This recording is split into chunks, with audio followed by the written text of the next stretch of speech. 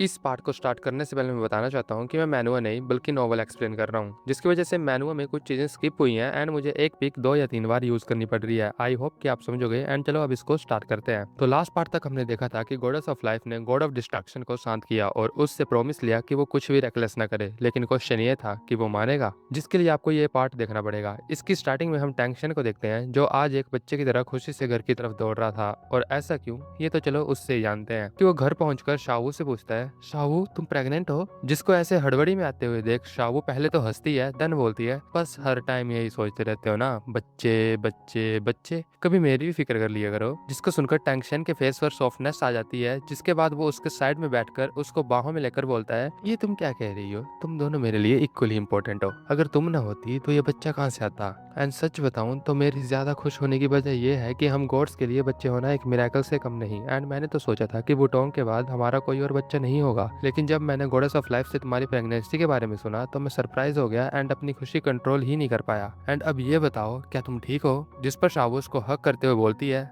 मैं ठीक हूँ। एंड गॉडेस ऑफ लाइफ ने बताया कि 2 महीने हो चुके हैं, बस 7 महीने बाद हमारा बच्चा इस दुनिया में कदम रखेगा एंड वुटोंग को भी एक सिबलिंग मिलेगा। जिस पर टेंशन खुशी से भर जाता है और बोलता है, शावू थैंक्स इस गिफ्ट के लिए। एंड देन वो उसको कसकर पकड़ लेता है, जिस पर शावू बोलती है, धीरे से, बच्चे को चोट लग सकती है। जिसको सुनकर टेंशन अपनी ग्रिप लूज करता है एंड बोलता है, हाँ सॉरी, एक्चुअली मैं ज्यादा एक्साइटेड हो गया था। जिसके बाद शावू के फेस पर एक शरारती स्माइल आती है और वो बोलती है, ठीक है तो आज से यहाँ 3 रूल सेट होंगे, जिसमें पहला है कि आज से तुम्हें कमरे में नहीं बल्कि स्टडी रूम में जाकर सोना पड़ेगा, क्योंकि इस टाइम मैं तुम्हारी चिपकू हरकतें बर्दाश्त नहीं कर सकती। जिसको सुनकर टेंशन धीमी आवाज में बोलता है, लेकिन मुझे तो याद नहीं कि मैं कभी चिपकू था, कि तुम खुद के लिए तो ये नहीं बोल रही। जिस पर शाओ की आंखें वाइडन हो जाती है और वो गुस्से के एक्ट में बोलती है, क्या कहा तुमने? लेकिन शाओ को ऐसा देखकर टेंशन सीधा बनकर बोलता है, नहीं मैं अपनी बात कर रहा था। जिस पर शाओ एक सेटिस्फाइड नोट करती है एंड देन कंटिन्यू करती है, ठीक है दूसरा रूल, जो मैं कहूंगी तुम्हें वही करना पड़ेगा, फिर चाहे वो कोई गलत काम ही क्यों ना हो। अगर मैं ईस्ट बोलूं तो वहीं जाना, उसकी जगह वेस्ट गए ना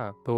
बट शाओ के इस रूल को सुनकर पहले तो टेंशन सोचता है एंड देन बोलता है, लेकिन ये तो कोई रूल ही नहीं है, बिकॉज ये पहले से ही ऐसा चलता आ रहा है, मैं कहाँ तुम्हारी कोई बात नहीं मानता। जिसको सुनकर सावो उसकी तरफ प्यार भरी नजरों से देखकर बोलती है, हाँ तुम सही कह रहे हो, इसलिए नया दूसरा रूल, तो जब भी ये बच्चा पैदा होगा तुम उससे ज्यादा मुझसे प्यार करोगे, मुझे प्यार में शेयरिंग पसंद नहीं। इस पर तो टेंशन अपना सर पकड़ कर बोलता है, अरे यार कैसी मोम हो तुम जो अपने बच्चे के साथ प्यार के लिए कंपटीशन कर रही है। बट सावो तो कुछ सुनना नहीं चाहती थी, वो अपने कान बंद करके दूसरी तरफ मुड़ जाती है। जिसकी ऐसी बच्चों वाली हरकतें देखकर टेंशन उसको पीछे से हक करते हुए बोलता है, ठीक है समझ गया और मुझे ये मंजूर है, अब ऐसे बच्चा बनना बंद करो, नहीं तो मैं कंट्रोल नहीं कर पाऊंगा। जिसके प्यार भरे जेस्चर से शाहू स्माइल करके बोलती है, ठीक है अब तीसरा रूल। बट ऐसा बोलते वो स्टंट हो जाती है एंड कुछ सोचने लगती है, बट कुछ देर बाद शर्मा कर बोलती है, सॉरी लेकिन मैंने तीसरा रूल सोचा ही नहीं, जब सोचूंगी तब बता दूंगी। जिसको सुनकर टेंशन स्माइल के साथ बोलता है, ठीक है जब सोचो तब बता देना, मुझे वो भी मंजूर होगा। जिसको सुनकर शाहू खुशी से टेंशन को टाइटली हक कर लेती है और बोलती है, परफेक्ट यही तो मुझे चाहिए था, अब जल्दी इसके लिए कोई नाम सोचो। गॉडेस ऑफ लाइफ ने कहा कि इस बार ये लड़का है। और क्या आप जानते हो कि आज डिवाइन रियल्म का सुप्रीम रूलर हारा हुआ था, प्यार से, खुशी से और उसकी बाहों में इस लेडी से। लेकिन ये हार नहीं बल्कि जीत थी। जिसके बाद हम रात का सीन देखते हैं जहाँ टेंशन ने शाओबू को अभी भी पकड़ा हुआ था एंड देन वो बोलता है, हमारी बेटी का नाम है टैंग वुटोंग, टैंग मेरे नाम से, वू तुम्हारे नाम से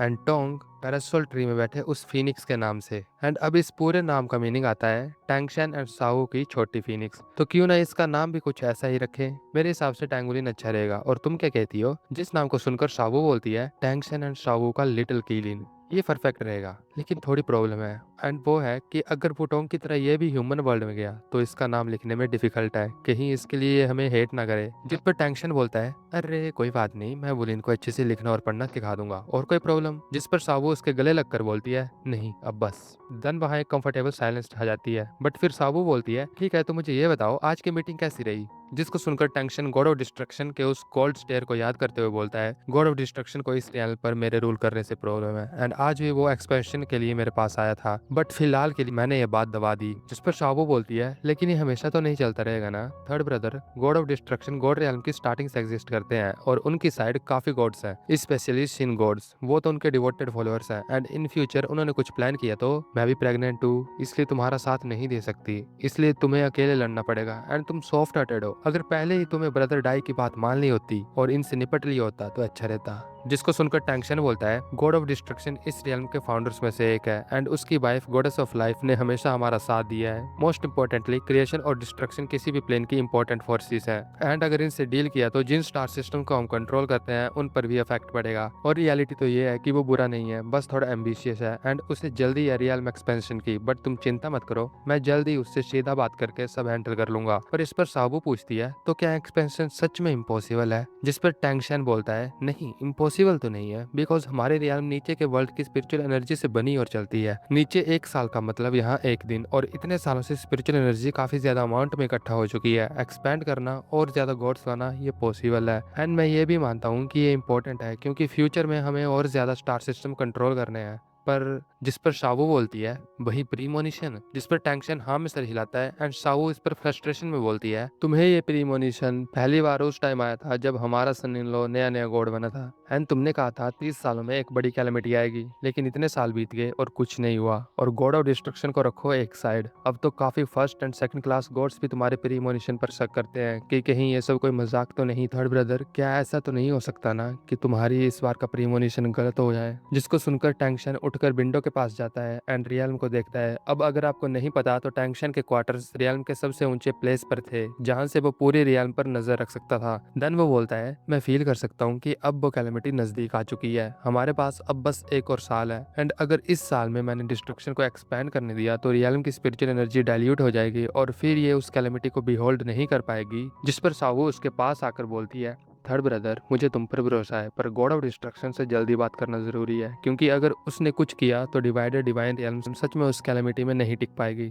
जिस पर टैंक्शन हाँ में सर हिलाता है एंड फिर नर्वस होकर बोलता है लेकिन शावू, क्या सच में मुझे स्टडी रूम में सोना पड़ेगा? जिस पर शावू बिना हेजिटेशन के हाँ करती है। बट फिर टैंक्शन बोलता है सोच लो, मेरी बाहें नरम है, अगर सो नहीं पाई तो मुझे मत बोलना। बट स्टिल शावू मना करती है। जिसको मना करते हुए देख टैंक्शन के फेस पर डिसअपॉइंटमेंट भर जाती है। जिसके बाद हम नेक्स्ट मॉर्निंग का सीन देखते हैं जहाँ टैंक्शन जब उठता है तो वो शावू को अपने साइड में पाता है, जिसको पकड़कर वो बोलता है ये लड़की भी ना कसम से खुद मना किया था कि एक साथ नहीं सोना, बट फिर रात में बाथरूम गई एंड वापिस यहाँ आ गई, मैं तो इसे कभी नहीं समझ सकता। जिसके बाद वो शावू को उठाने की कोशिश करता है लेकिन शावू बोलती है शोर मत करो। जिसको सुनकर टैंक्शन शावू की बाहों में तकिया रखकर खुद वहां से निकल जाता है। पर शावू की एक खासियत है, या ये खुद उसको खासियत बोलती है, नींद से प्यार। रियल में आने के बाद से ये वर्च्यू और भी पक्की हो गई थी और आज एक बार फिर वो जीत गई थी। लेकिन गॉड रियल में एक ऐसी भी जगह थी जहाँ कभी सुबह की रोशनी पहुंचती ही नहीं थी। वहाँ हमेशा ब्लैक क्लाउड्स छाए रहते थे एंड थंडर वहाँ नॉर्मल था। और ये जगह कोई और नहीं बल्कि गॉड ऑफ डिस्ट्रक्शन के क्वार्टर्स थे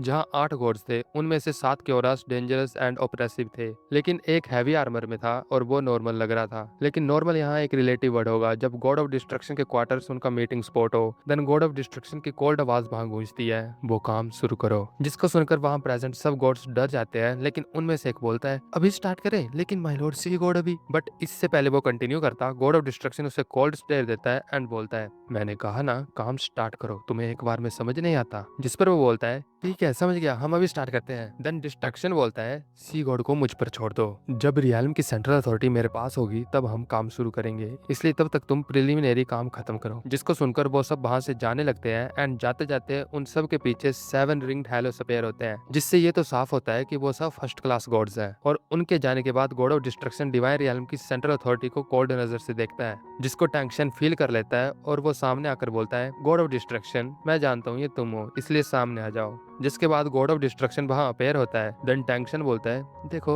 एक्चुअली मैंने एक्सपेंशन के बारे में सोचा एंड पाया कि एक्सपेंशन इम्पॉसिबल नहीं है, लेकिन मेरे प्रीमोनिशन कह रहा है कि एक साल में वो कैलेमिटी आ जाएगी, तो तुम एक साल तक वेट करो, अगर कुछ नहीं हुआ तो मैं तुम्हारे प्लान के साथ आगे बढ़ूंगा एंड रियल्म एक्सपैंड कर दूंगा। जिसको सुनकर गॉड ऑफ डिस्ट्रक्शन हाँ में सिर हिलाता है एंड देन टैंक्शन वहां से चला जाता है। एंड जैसे टैंक्शन वहां से जाता है वैसे गॉड ऑफ डिस्ट्रक्शन के पीछे एक शैडो अपेयर होती है एंड वो बोलती है माय लॉर्ड अब अगर सी गॉड एक साल का टाइम दे ही रहा है तो हमें रुक जाना चाहिए। लेकिन ये सुनकर गॉड ऑफ डिस्ट्रक्शन और गुस्से में आता है और वो बोलता है चुप रहो, सेंट्रल हब की अथॉरिटी उसके पास है एंड जब तक वो उसके पास रहेगी तब तक वो ऐसे ही रूल करता रहेगा एंड मुझे सुप्रेस करता रहेगा। मान लो मैं रुक भी गया, फिर एक साल बाद क्या पता उसके दिमाग में क्या आए और वो मना कर दे, ऐसे में मैं तो कुछ नहीं कर पाऊंगा। इसलिए जैसे प्लान चल रहा है वैसे ही चलने दो। और इस टाइम रियान 2 इमोशंस में बढ़ चुकी थी। एक साइड एक लेडी तकिए को पकड़ के सो रही थी और एक बाप अपने होने वाले बेटे का नाम दिल में सजा चुका था, और दूसरी जगह एक डिसीजन ले लिया गया था खामोशी से अंधेरों में। और ये डिसीजन रियल्म की तकदीर बदलने वाला था। लेकिन यह सब सिर्फ एक शुरुआत थी, क्योंकि अगर डिस्ट्रक्शन अपने प्लान में ऐसे ही आगे बढ़ता रहा तो ज्यादा टाइम नहीं है जब डिवाइन रियल्म दो पार्ट्स में भी बट चुकी होगी। और इसलिए जब टेंशन का प्रीमोनिशन सच में आएगा तो क्या उस टाइम डिवाइडेड डिवाइन रियल्म इससे बच पाएगी? वेल, इस सब के आंसर आपको फ्यूचर पार्ट्स में मिलेंगे, इसलिए सब्सक्राइब कर लो, क्योंकि ये story unexpected turns of event से भरी पड़ी है, जिसे जानकर आपको काफी मजा आएगा।